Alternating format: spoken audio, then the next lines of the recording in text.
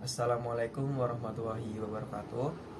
Perkenalkan, nama saya Ahmad Fajar, NPM 718112758 dari kelas 2018C. Sebelumnya, video ini dibuat untuk memenuhi tugas UAS saya dalam mata kuliah pengambilan keputusan. Dalam video ini, saya akan membahas tentang pemasaran produk garam yang ada di Desa Pinggir Papas. Sebelumnya, saya ucapkan terima kasih kepada Bapak Imam Hidayat MAP yang telah memberikan kepada saya untuk mempresentasikan hasil analisis tentang pemasaran garam yang ada di Pinggir Papas. Jadi pembahasan dari video ini yaitu tentang pemasaran produk garam yang ada di Pinggir Papas. Indonesia merupakan negara kepulauan yang memiliki sumber daya hayati dan non hayati yang cukup banyak. Lautan menyimpan banyak potensi, salah satunya yaitu garam. Hal ini yang menyebabkan suatu daerah menjadi produsen garam. Salah satunya yaitu Pulau Madura. Madura dikenal sebagai Pulau Garam. Istilah tersebut diberikan karena Madura mampu menghasilkan 800.000 ton per tahunnya dan menyumbang kebutuhan konsumsi garam terbanyak di Indonesia. Jadi alasan saya mengambil judul tersebut karena Desa Pinggir Papas merupakan tempat tinggal saya. Dengan begitu saya bisa banyak memahami tentang bagaimana pemasaran garam yang ada di desa saya, sekaligus bisa menganalisis dengan jelas karena saya turun langsung ke lokasi dan tentunya sedikit banyak memahami tentang produk pemasaran garam yang ada di Pinggir Papas, dan insya Allah dapat dimengerti bagi orang lain.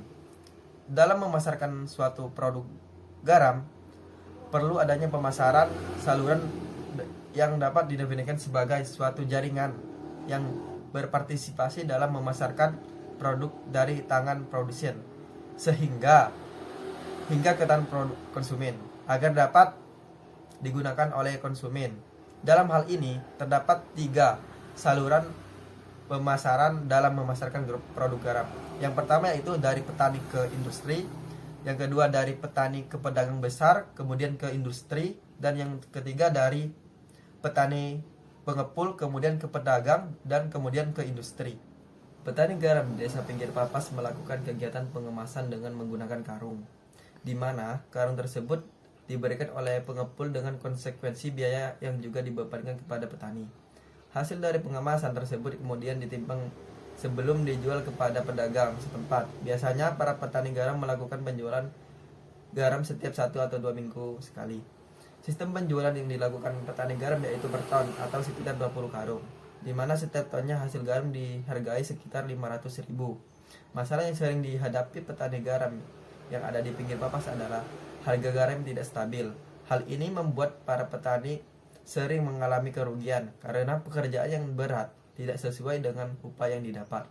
Para petani menganggap bahwa tidak stabilnya harga garam yang ada di Indonesia karena impor garam yang dilakukan oleh pemerintah. Hal ini yang membuat garam yang ada di Pinggir Papas tidak stabil dan tidak terserap dengan banyak sehingga harga garam menurun dan tidak stabil. Dari pembahasan di atas, dapat disimpulkan bahwa sistem pemasaran merupakan hal dasar yang harus dikuasai oleh para petani garam. Dengan begitu, para petani garam bisa membuat rencana yang lebih matang untuk menstabilkan harga garam dan meningkatkan kualitas garam.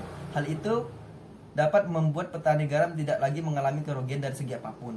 Dari permasalahan itu, sebaiknya pemerintah dapat meminimalisir impor garam agar garam dari para petani garam yang ada di Indonesia dapat terserap dengan baik sehingga dapat membuat harga garam lebih stabil dan petani bisa lebih sejahtera. Selain meminimalisir impor garam, pemerintah daerah juga diharapkan bisa membuka lapangan pekerjaan yang lebih bermanfaat, memanfaatkan sumber daya alam yang ada. Dengan begitu, garam di Desa Pinggir Papas bisa memanfaatkan secara baik, tidak hanya dijual dengan barang mentah saja, tetapi bisa dijual dengan barang yang siap pakai dan harga garam lebih bernilai. Sekian analisis yang bisa saya sampaikan, kurang lebihnya saya mohon maaf. Wabillahi taufiq wal hidayah. Wassalamualaikum warahmatullahi wabarakatuh.